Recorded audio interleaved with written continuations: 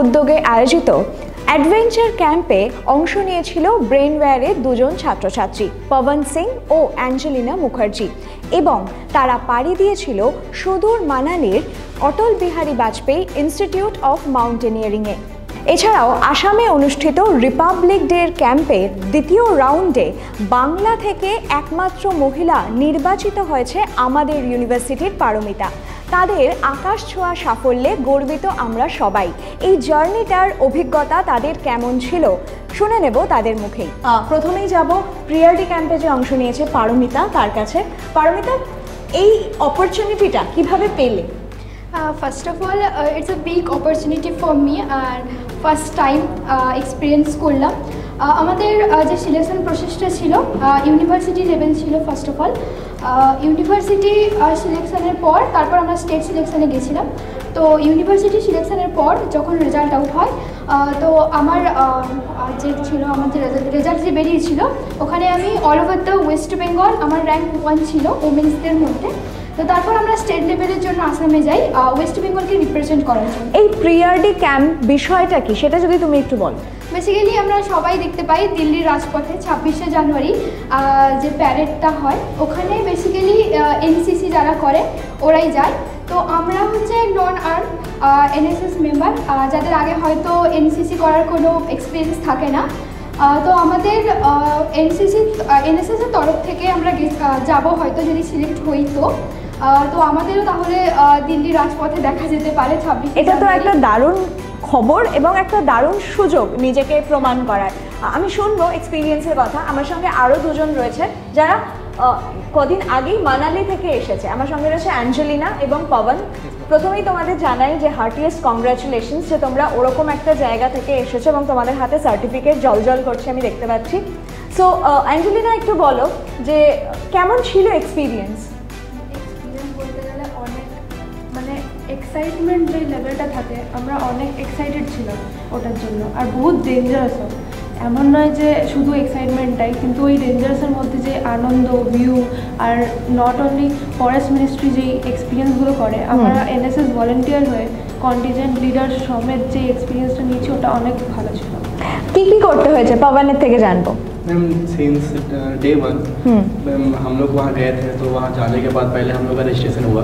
Registration होने के बाद ma'am from all over the India में बहुत सारी स्टेट से, जैसे कि महाराष्ट्र, आंध्र प्रदेश, वेस्ट बंगाल, पुडुचेरी, सभी जगह से आए थे। तो हम लोग ऑल टोटल अप्रोक्स 90 लोग थे हम लोग। फिर हम लोग सभी का रजिस्ट्रेशन होने के बाद हम लोग को मिक्सअप कर दिया गया। एक साथ हम लोग मिक्सअप हो गए।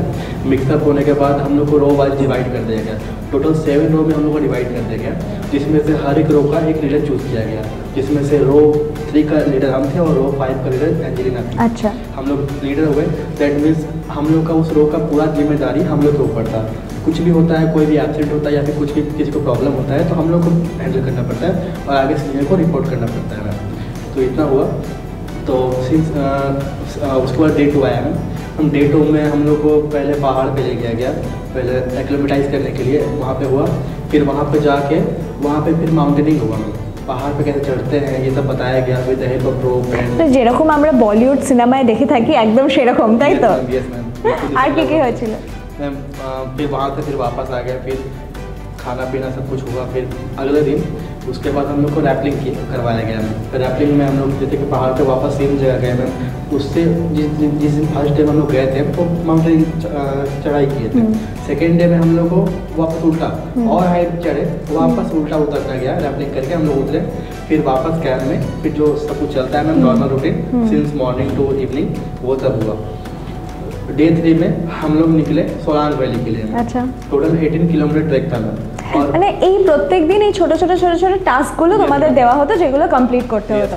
পারমিতার কাছে যাব যে যখনই আমরা ক্যাম্প শুনি তখনই মনে হয় যে খুব এক্সাইটিং কিছু একটা হতে চলেছে, দারুণ মজা করব, দারুণ দারুণ ছবি তুলবো, এই সমস্ত করব। কিন্তু অ্যাকচুয়ালি যখন হয় তখন আমরা দেখতে পাই যে বিষয়টা কতটা কঠিন। তো তোমার কাছে ব্যাপারটা কীরকম ছিল? কারণ তোমাদের যে স্কেডিউল তুমি বলছিলে সকাল থেকে রাত অবধি, সেটা খুব একটা সহজ ছিল না একদমই। এটা শুনবো। যেটা আমরা ভেবেছিলাম গিয়ে প্রচুর ফটো তুলবো, ভীষণ আনন্দ করবো, এরকম কিছুই হয়নি। কারণ ফটো তোলার জন্য যে টাইমটা দরকার ওইটা আমাদের কাছে ছিল না। আচ্ছা। আমাদের একদম ফিক্স একটা শিডিউল ছিল, ভোর 4:30টার সময় উঠে আমাদের পিটিতে যেতে হতো যোগা করার জন্য। ইভেন আমাদের যে স্পটগুলো ছিল লাইক লাঞ্চ করার জায়গা বা পিটি হল বা আমাদের যে গ্রাউন্ডে আমাদের প্যারেড প্র্যাকটিস চলতো, প্রত্যেকটা ডিস্টেন্স ছিল 30 মিনিটস আর 45 মিনিটসের ডিস্টেন্স, বাট আমাদের টাইমই দেওয়া হতো 30 মিনিটসের জন্য।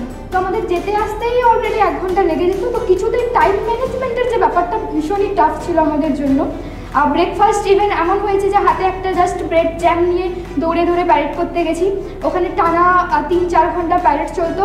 জল খাওয়ার ব্যাপারটা তো একদমই ছিল না, মানে ভুলেই যেতে হবে। অ্যাঞ্জেলিনার কাছে যাব। যখন আমরা ভাবি যে আমরা পাহাড়ে যাচ্ছি, ক্যাম্প করতে যাচ্ছি, আমরা ট্রেকিং করতে যাচ্ছি, তখন আমাদের অনেক কিছু প্রিপারেশন নিতে হয়, যে আমাদের জুতো নিতে হয়, আমাদের গরম জামা কাপড় নিতে হয়। তো তোমরা যা যা নিয়ে গেছিলে সেগুলো কি আগে থেকে মনে ছিল যে এই এই জিনিসগুলো নিয়ে যেতে হবে? মানে এমনি পাহাড়ি জায়গায় তো আমরা ঘুরতে গেছি, রাইট, ঘুরতে এক্স্যাক্টলি। তো ঘোরার জন্য যা যা লাগে সেই সব জিনিসপত্র নিয়ে গেছিলাম। বাকি আমাদের ওয়েস্ট বেঙ্গল যারা গেছিল সব কন্টিজেন্ট মেম্বারদেরকে ট্র্যাক শুট, জুতো, বটল এগুলো প্রোভাইড করা হয়েছিল, যেগুলো মানে সবাইকেই দেওয়া হয়েছিল, যেগুলো আমাদের ডেইলি যে বেসিসে অ্যাক্টিভিটি করতাম সেসব নিয়ে আমাদেরকে প্রিপেয়ার থাকতে হতো। পারমিতা, তোমার কাছে আসবো। যে আমরা জানি যে এরকম ক্যাম্প, যেরকম ক্যাম্পের কথা আমরা আলোচনা করছি, আড্ডায় উঠে আসছে, সেরকম ক্যাম্পে বেশ কিছু অবস্ট্যাকলস আসে। তোমার ক্ষেত্রে কি কি এসেছিল? ফার্স্ট অফ অল আমি বেসিক্যালি ভোরবেলা ওঠার মানুষ নই। আচ্ছা। আমাকে ওই ভোরে উঠতে হয়েছে, উঠে আমাদের ওই এত ঠান্ডায় ভোরবেলা স্নান করতে হতো। অ্যাঞ্জেলিনার কাছে একটু যাব। অ্যাঞ্জেলিনা, যখন এরকম আমরা বিভিন্ন এক্সপিরিয়েন্স ফেস করি, তখন তার মধ্যে এমনও কিছু স্মৃতি থাকে যেগুলো খুব মজার ক্রিয়েট হয়। তো তোমার এরকম কোনো এক্সপিরিয়েন্স হয়েছে? মজার বলতে আমরা যখন ফার্স্ট বা সেকেন্ড দিন গেছি, তো তখন আমরা ভেবেছি ওটা অ্যাডভেঞ্চার ক্যাম্প। তারপর পরে আমরা যেমন ওর প্রি রিপাবলিক ডে ক্যাম্পে ও একটা ডিসিপ্লিনের মধ্যে আছে, আমরাও সেম ডিসিপ্লিনের মধ্যে আছি। তো সেরকম আমরা সবাই মিলে ডিসাইড করেছি যে না, 7:30 থেকে 8:30টার মধ্যে ডিনার হয়ে গেছে, তো আমরা একটা কাজ করি, আমাদের যে বয়েজ হোস্টেল গার্লস হোস্টেলের মিডিলে আমাদের একটা প্লেস আছে, সেখানে সব স্টেট সবাই আসবে। হ্যাঁ, সবাই ওরা গান নাচ করছে, যে যার জন্য আমাদেরকে পানিশমেন্ট দেওয়া হয়েছিল যে কেন এটা তোমরা কাকে জিজ্ঞাসা করে করছো। মানে একটা ডিসিপ্লিনের মধ্যে আমরা ছিলাম, এটা নয় যে মজা করে এসেছি, এটা নয়। কিন্তু ডিসিপ্লিন ভাঙায় যে মজা, সেটা আর কোথায়, তাই না? একদমই। এবং ডেফিনেটলি তোমাদের যদি ভবিষ্যতে এরকম আরো ক্যাম্পের সুযোগ আসে, তোমরা নিশ্চয়ই পার্টিসিপেট করতে চাইবে। অবভিয়াসলি মেন্টালি এতটাই এখন মেন্টাল স্ট্রেন্থ এতটাই বেড়ে গেছে, যে কোনো সিচুয়েশন ফেস করার আগে আমরা একবার ভাববো না যাবো কি যাবো না, কোনো হেজিটেশন থাকবেই না আমাদের। তোমাদের ক্ষেত্রে নিশ্চয়ই তাই। অর্থাৎ এই ধরনের ক্যাম্প থেকে আমরা নানান রকম এক্সপিরিয়েন্স সংগ্রহ তো করি, সব থেকে বেশি যেটা গ্যাদার করি সেটা হচ্ছে নানান রকম মেমোরিজ, যেটা সারা জীবন আমাদের সঙ্গে থাকে। আমরা আরও ভিডিও নিয়ে আসবো, আপনারা চোখ রাখুন ব্রেনওয়্যার ইউনিভার্সিটির ইউটিউব চ্যানেলে। Thank you.